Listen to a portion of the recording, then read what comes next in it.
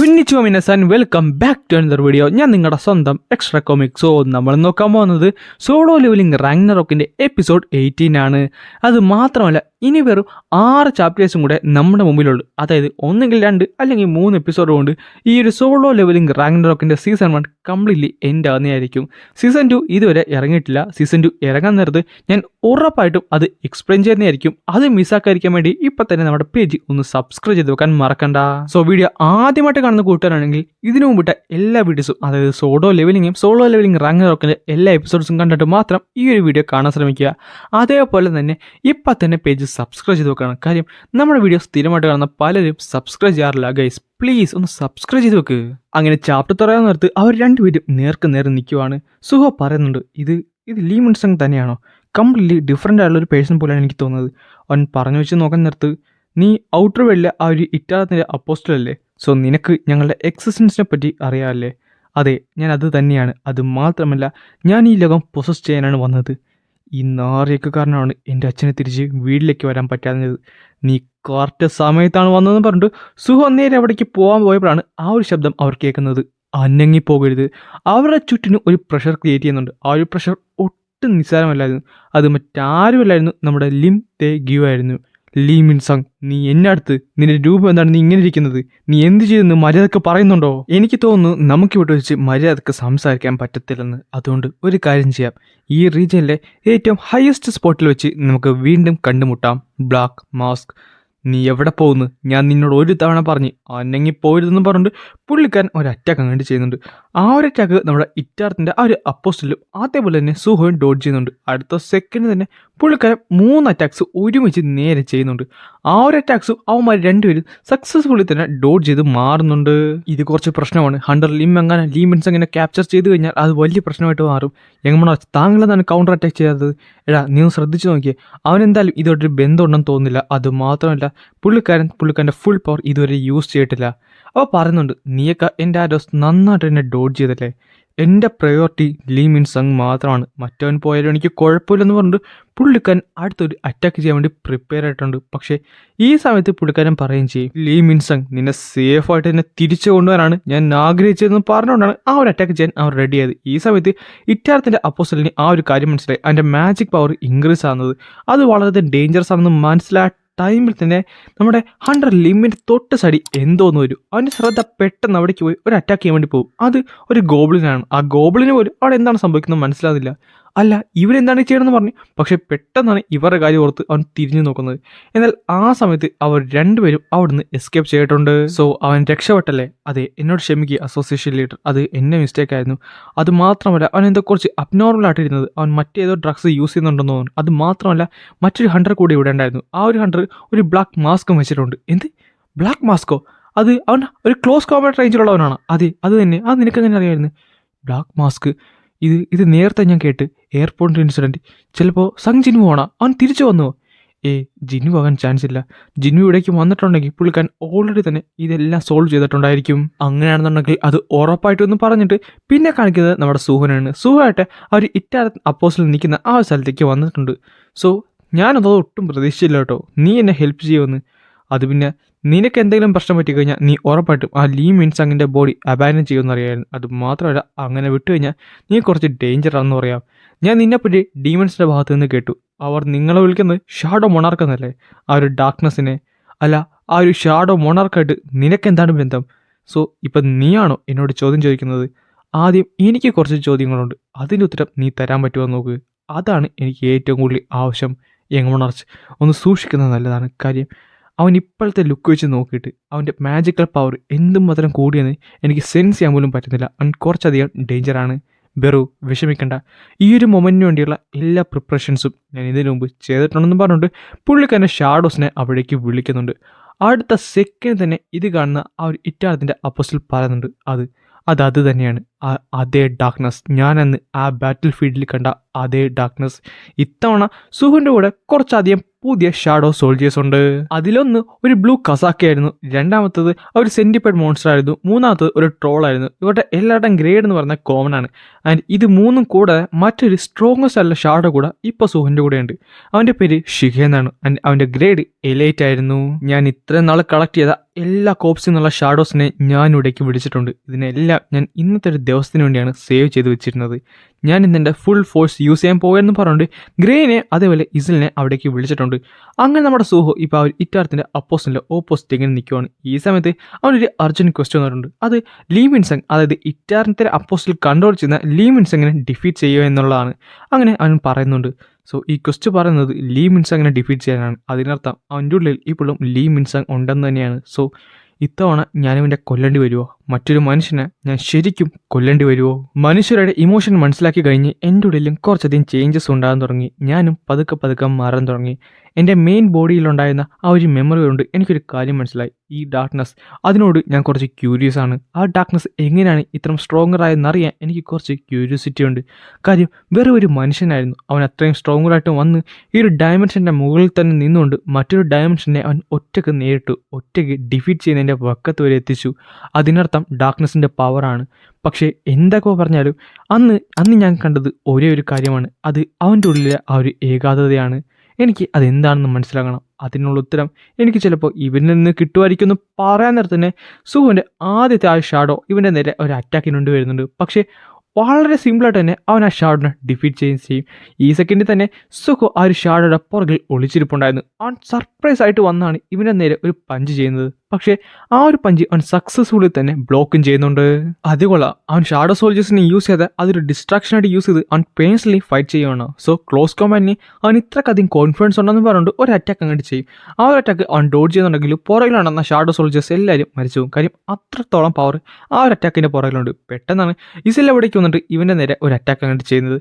എന്നാൽ അത് അവൻ ഡോഡ് ചെയ്ത് മാറിയിട്ട് ആ ഒരു വെപ്പൺ പിടിച്ച് അവിടെ തൂക്കി മുകളിലേക്ക് നിർത്തുന്നുണ്ട്. എന്നിട്ട് പറയുകയും ചെയ്യും, നീ ഷാഡോ സോൾജേഴ്സിലുള്ള ഒരാളല്ലല്ലോ.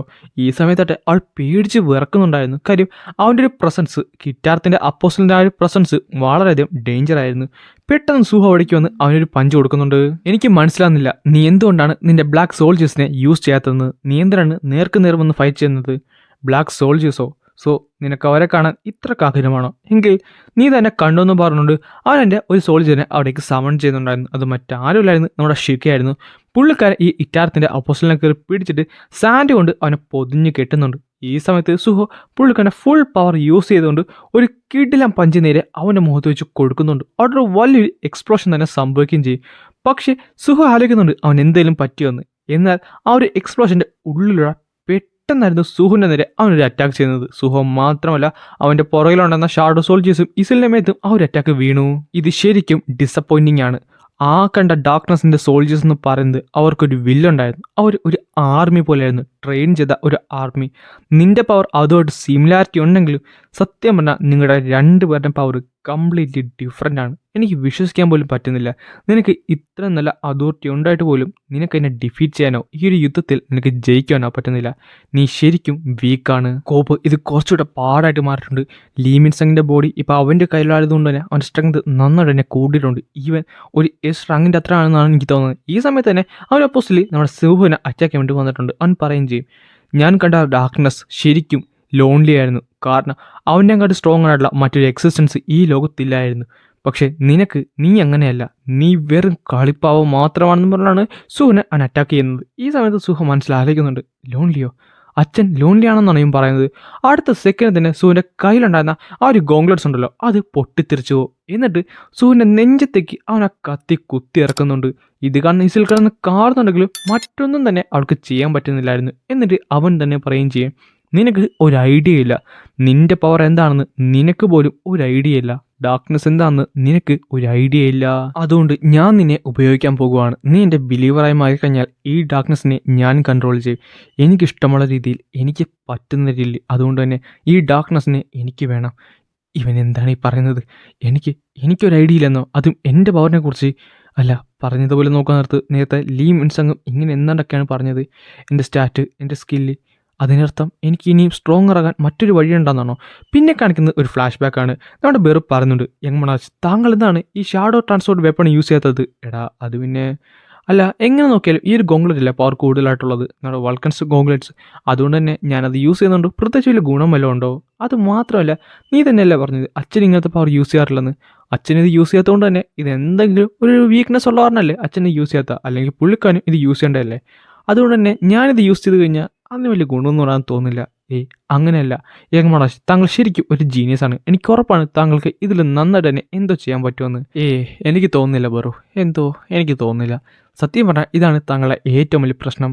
ശരിയാണ്, അത് തന്നെയാണ് എൻ്റെ ഏറ്റവും വലിയ പ്രശ്നം. എന്നു മുതലാണ് ഞാൻ എനിക്ക് തന്നെ ഒരു ലിമിറ്റ് ക്രിയേറ്റ് ചെയ്യാൻ തുടങ്ങിയത്.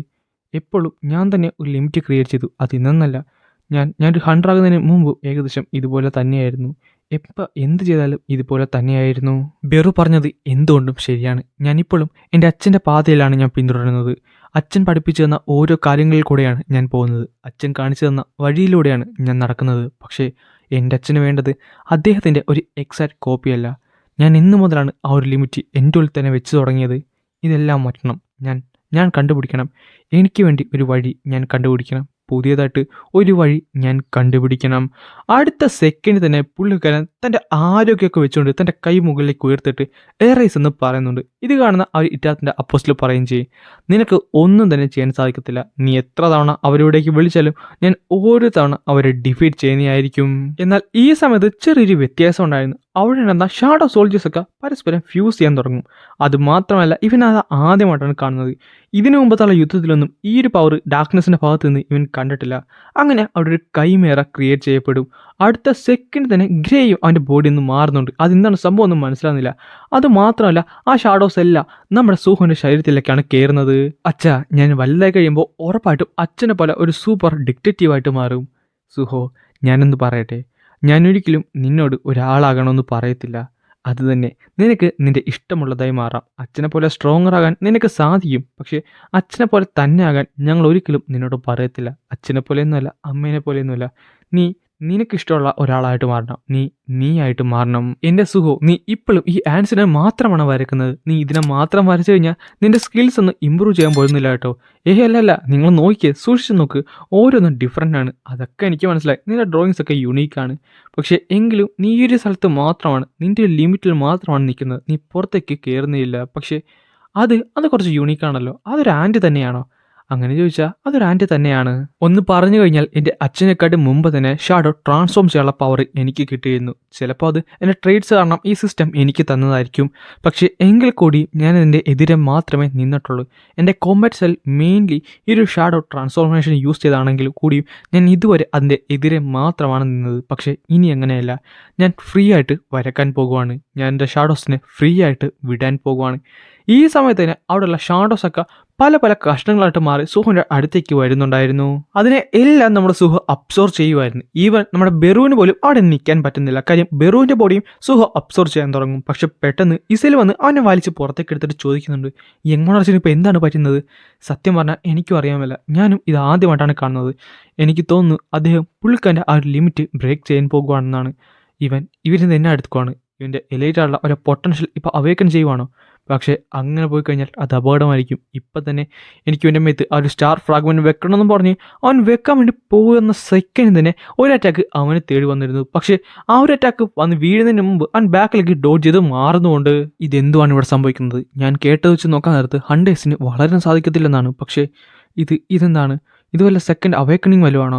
ഈ സമയത്ത് ആ ഷാഡോ സോൾജേഴ്സ് എല്ലാം നമ്മുടെ സുഹുവിൻ്റെ ഉള്ളിലേക്ക് കയറുന്നുണ്ട്. പതുക്കെ സുഹുവിൻ്റെ രൂപം മാറി. അവൻ കംപ്ലീറ്റ്ലി ഒരു ന്യൂ രൂപത്തിലേക്ക് മാറിയിട്ടുണ്ട്. അത് മാത്രമല്ല അവൻ്റെ കയ്യിലൊക്കെ ഇപ്പോൾ ആ ഷാഡോ സോൾജേഴ്സ് കൊണ്ടുള്ള ഗോങ്ക്ലെറ്റ്സും ആർമറൊക്കെ പോലെ ക്രിയേറ്റ് ചെയ്തിട്ടുണ്ട്. അത് മാത്രമല്ല അവനിപ്പോൾ ആ ഷാഡോ സോൾജേഴ്സിനെ എല്ലാം സോൾജേഴ്സായിട്ട് യൂസ് ചെയ്ത വെപ്പൺസ് ആക്കി മാറ്റിയിട്ടുണ്ട്. അതിൻ്റെ ഫോംസ് കംപ്ലീറ്റ്ലി ചേഞ്ച് ചെയ്ത് അവന് പറ്റുന്ന രീതിയിലാക്കിയിട്ടുണ്ട്. പെട്ടെന്ന് ഒരു സോൾജിയർ നമ്മുടെ ആ ഒരു ഇറ്റാർത്തിൻ്റെ അപ്പോസ്റ്റലിനെ അറ്റാക്ക് ചെയ്യാൻ വേണ്ടി വരുന്നത്. പക്ഷേ അവൻ അതിനെ ഡിഫീറ്റ് ചെയ്യുന്നുണ്ട്. ഈ സമയത്ത് പുറകിൽ കൂടെ മറ്റൊരു സോൾജിയറും വരും. അവൻ വീണ്ടും അതിനെ ഡിഫീറ്റ് ചെയ്യുന്നുണ്ട്. എന്നിട്ട് പറയുകയും ചെയ്യും, ഞാൻ നിന്നോട് പറഞ്ഞു ഇതൊക്കെ എൻ്റെ മെത്ത് വർക്ക് ചെയ്യാൻ പോകത്തില്ലെന്നും പറഞ്ഞുകൊണ്ട് അതിനെ അങ്ങോട്ട് കഷ്ണങ്ങളായിട്ട് മുറിച്ച് കളയുകയും ചെയ്യും. പക്ഷേ ഈ സമയത്ത് അവൻ ശരിക്കും ഞെട്ടി. കാര്യം സുഹൻ്റെ കൈക്ക് എന്തൊരു വ്യത്യാസം ഉണ്ടായിരുന്നു. അത് മറ്റൊന്നുമല്ല, ഒരു ഗോംഗ്ലെറ്റ് ആയിരുന്നു. അതായത് നേരത്തെ കണ്ട ആ ഒരു ട്രോളില്ലേ, ആ ട്രോളും പിന്നെ നേരത്തെ ഉണ്ടായിരുന്ന ആ ഒരു ഷാഡോ സോൾജേഴ്സ് എല്ലാം കൂടെ മിക്സ് ചെയ്ത് അവനൊരു ഗോംഗ്ലെറ്റ് ക്രിയേറ്റ് ചെയ്തു. അതിലുപരി പുള്ളിക്കാരൻ ആ ബോൺ സ്കില്ലിങ് യൂസ് ചെയ്യുന്നുണ്ട് നമ്മുടെ ഇസലിൽ. അങ്ങനെ ഒരു പഞ്ച് ചെയ്യാൻ വേണ്ടി അവൻ്റെ നേരെ ചാടിയിട്ടുണ്ട്. ഈ സമയത്ത് അവൻ പറഞ്ഞിട്ടുണ്ട് അവൻ്റെ മാജിക്കൽ പവർ കണ്ടിട്ട് ഇത് കുറച്ച് ഡേഞ്ചർ ആയിട്ട് തോന്നുന്നുണ്ട്. പക്ഷേ ഈ ഒരു അറ്റാക്ക് കൊണ്ടൊന്നും ഒരിക്കലും എൻ്റെ നേരെ പിടിച്ചിരിക്കാൻ പറ്റില്ലെന്ന് പറഞ്ഞിട്ട് സുഹോനെ ഇഷ്ടം പോലെ അറ്റാക്ക് ചെയ്യും. സുഹൻ്റെ മേത് ആ ഒരു അറ്റാക്ക് വീഴുന്നുണ്ട്. പക്ഷേ അപ്പോൾ പറയുകയും ചെയ്യും, എന്തായാലും നിൻ്റെ ഒരു കാല് പോയെന്ന് പറഞ്ഞാലും നിനക്ക് ഈ എബിലിറ്റി ഒക്കെ യൂസ് ചെയ്യാൻ പറ്റില്ല എന്ന് പറയാൻ നേരത്താണ് സുഹോ ശരിക്കും പറഞ്ഞത്. സോ ഷാഡോ ട്രാൻസ്ഫോർമേഷൻ ഇങ്ങനെ യൂസ് ചെയ്യാൻ പറ്റുമല്ലേ? പെട്ടെന്ന് അവൻ്റെ പുറകിൽ നമ്മുടെ ഷിക ഉണ്ടല്ലോ, പുള്ളിക്കാരൻ വന്നിട്ടുണ്ട്. അത് മാത്രമല്ല ഇസലിൻ്റെ ബോണ്ട് സ്കിൽ ഇപ്പോൾ കറൻ്റ് യൂസ് ചെയ്യുന്നത് നമ്മുടെ ഷികയാണ്. എന്നിട്ട് ഒരു കീടിലും പഞ്ച് അങ്ങോട്ട് ചെയ്യുന്നുണ്ട്. ആ പഞ്ചിൻ്റെ പവർ കാരണം അവൻ തിരിച്ച് ഒരു സ്ഥലത്ത് പോയി വീണ് അവനവിടെ ഇങ്ങനെ കിടക്കുവാണ്. ഇത് കൊള്ളാലോ, ഒരു ഷാഡോ സോൾജർ അവൻ്റെ സ്കില്ല് യൂസ് ചെയ്തിരിക്കുന്നു. ഞാൻ ഇതിനു മുമ്പ് കണ്ട ഡാർക്ക്നെസ് ഒരിക്കലും ഈ ഒരു അതോറിറ്റി യൂസ് ചെയ്ത് കണ്ടിട്ടില്ല. അതിന് പുറമെ എനിക്ക് സംസാരിക്കാൻ പറ്റുന്നില്ല. എൻ്റെ ജോ ലൈൻ ബ്രേക്ക് ചെയ്യപ്പെട്ടോ. അതുമാത്രമല്ല ഈ ബോഡി എനിക്ക് അനക്കാനും പറ്റുന്നില്ലല്ലോ. ലീ മിൻസങ്ങിൻ്റെ ലൈഫ് ഫസ്റ്റ് യൂസ് ചെയ്താണെങ്കിലും അവസാനത്തെ അറ്റാക്ക് ഞാൻ ചെയ്തേ പറ്റത്തുള്ളൂ. പക്ഷേ എന്താണ് എനിക്ക് മനസ്സിലാകുന്നില്ല. എൻ്റെ ബോഡിക്ക് എന്തൊരു മാറ്റമുണ്ട്. സോ ലീ മിൻസങ് വീണ്ടും എഴുന്നേറ്റോ? ആ ഒരു ഡോമിനേഷൻ്റെ പുറത്തേക്ക് ലീ മിൻസങ് തിരിച്ചു വന്നോ? അതെങ്ങനെ സാധ്യമാകും? അവൻ എങ്ങനെയാണ് അതൊക്കെ അച്ചീവ് ചെയ്യാൻ സാധിച്ചത്? അവനൊരു റാങ്ക് മാത്രമാണല്ലോ. ലീ മിൻസങ് മര്യാദക്ക് നിർത്താൻ തോന്നുന്നു. എന്താടാ നിന്നെക്കൊണ്ട് പറ്റുന്നില്ലേ? ലീ മിൻസങ് മര്യാദക്ക് നിൽക്കാൻ നോക്ക്, അല്ലെങ്കിൽ നീ ഉറപ്പായിട്ടും മരിക്കുന്നതായിരിക്കും. മരിക്കാനോ? നീ എന്താണ് വിചാരിച്ചത്? മരിക്കാൻ എനിക്ക് പേടിയുണ്ടെന്നാ? നിനക്ക് തെറ്റി. ഞാൻ ഏറ്റവും കൂടുതൽ വെറുക്കുന്ന കാര്യമാണ് എന്നിങ്ങനെ താഴ്ത്തി കാണുന്നത്. അതാണ് ഇവിടെ സംഭവിക്കുന്നത്. അതുകൊണ്ട് തന്നെ എൻ്റെ എക്സിസ്റ്റൻസ് ഞാൻ ഡിനേ ചെയ്തിട്ടാണെങ്കിൽ കൂടിയും നിന്നെ ഒന്ന് ഞാൻ വെറുതെ വിടില്ലെന്നും പറഞ്ഞുകൊണ്ട് അവൻ്റെ നെഞ്ചത്തേക്ക് വലിച്ച് അവിടെ ഉണ്ടാകുന്ന ഒരു ആർബർ കണ്ട് വലിച്ച് പൊട്ടിക്കുന്നുണ്ട്. ഈ സമയത്ത് സുഹ അവിടേക്ക് നടന്നു വരുന്നുണ്ടായിരുന്നു. വാടാ, നീ ഇങ്ങോട്ട് വാ. ശരിയായിരിക്കും, ചിലപ്പോൾ ഈ കഥയിൽ ഞാനായിരിക്കത്തില്ല നായകൻ, പക്ഷേ ഈ കഥയിൽ എനിക്ക് എഴുതിയിട്ടുള്ള ആ ഒരു റോളുണ്ടല്ലോ അത് ഞാൻ ഉറപ്പായിട്ടും നിറവേറുന്നതായിരിക്കും എന്നും പറഞ്ഞുകൊണ്ട് ആ ഒരു ആർമർ അവൻ വലിച്ച് പൊട്ടിക്കുന്നുണ്ട്. എന്നിട്ട് പറയുകയും ചെയ്യും, ശരിയാണ്, എൻ്റെ അവസാനത്തെ റോൾ ഒരു വില്ലനാണ്. ആ റോൾ ഞാൻ ഇന്നിവിടെ നേടിയിരിക്കുമെന്നും പറഞ്ഞുകൊണ്ട് അവൻ കിടന്ന് കാറെന്നെടുത്ത് സുഹം നേരെ അവിടേക്ക് വന്ന് അവൻ്റെ വയറ്റ് നോക്കി ഒരു കീടെല്ലാം പഞ്ച് ചെയ്തുകൊണ്ടാണ് ഈ ഒരു ചാപ്റ്റർ ഇവിടെ അവസാനിക്കുന്നത്.